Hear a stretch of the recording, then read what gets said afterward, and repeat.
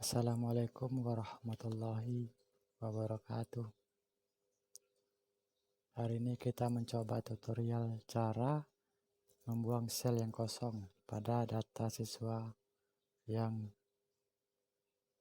jumlahnya begitu banyak. Ini antara 1 dan 2 ini kan ada sel yang kosong ini. Kalau 1 atau 2 sih nggak masalah. Ini kan udah terlalu banyak datanya. Jadi kita membuang sel yang kosong ini dengan beberapa langkah. Okelah, kita langsung mencoba tutorialnya.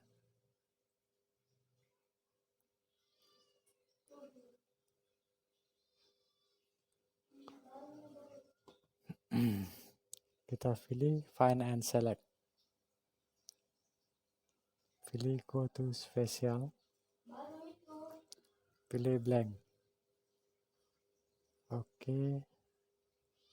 Sel yang kosongnya sudah terblok. Kita tinggal hapus.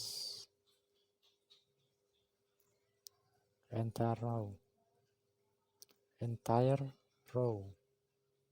Oke.